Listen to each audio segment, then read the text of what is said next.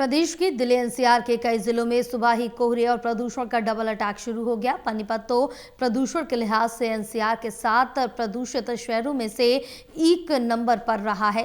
426 AQI दर्ज होने के बाद लोगों की बेचैनी अब बढ़ गई है। विशेषज्ञों का ये कहना है कि नवंबर दिसंबर में बारिश ना होने और आगे भी कई दिन बारिश ना होने, हवा की गति धीमी और मौसम में नमी के कारण प्रदूषण की स्थिति और गंभीर हो सकती है।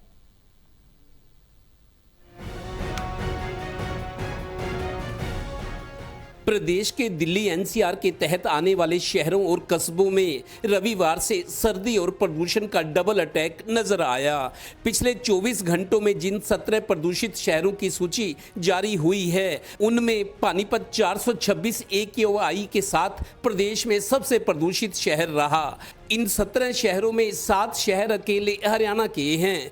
गौरतलब है कि प्रदेश के 22 जिलों में 14 जिले यानी 67% हिस्सा दिल्ली एनसीआर में आता है। हालात की गंभीरता को देखते हुए ही वायु गुणवत्ता प्रबंधन आयोग ने एक बार फिर से ग्रेप्स 3 और ग्रेप 4 नियम लागू कर दिए हैं।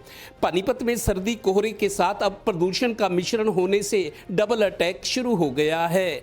लोग आंखों में जलन की शिकायत और सांस लेने में दिक्कत महसूस कर रहे हैं। इसी के साथ ओपीडी केस भी बढ़ने लगे हैं। मेन समस्या तो डस्ट बहुत ज़्यादा है और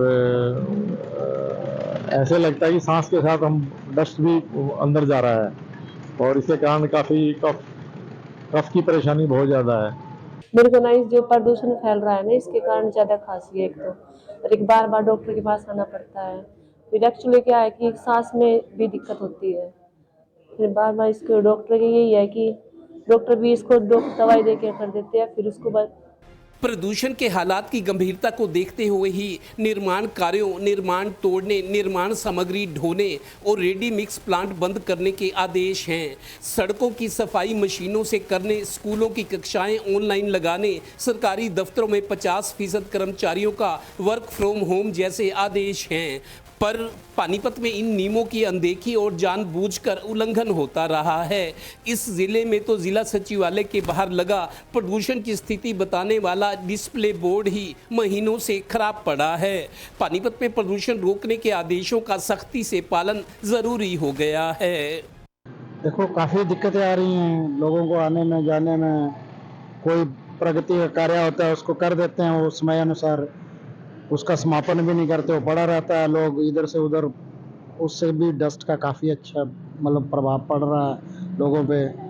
सांस की तकलीफ है, आने जाने वाला जो रोज खांसी जुकाम है जी, आंखों में दर्द है, गले में खारिश है।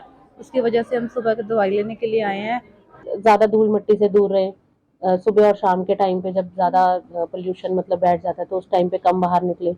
बच्चे हैं तो सिर्फ जब एसेंशियल है, 60 साल से जो ऊपर के लोग हैं और जो बच्चे हैं 5 साल से कम, उनको मिनिमम जितना रिक्वायर्ड है तभी बाहर निकले, अदरवाइज ऐसे घूमने के। और हाँ, विशेषज्ञों का कहना है कि आगे चलकर स्थिति और भी गंभीर हो सकती है, क्योंकि नवंबर दिसंबर में बारिश हुई नहीं। अभी कुछ और दिन भी बारिश के आसार नहीं हैं। हवा की गति धीमी है और मौसम में नमी के कारण प्रदूषण का अटैक जारी रहेगा।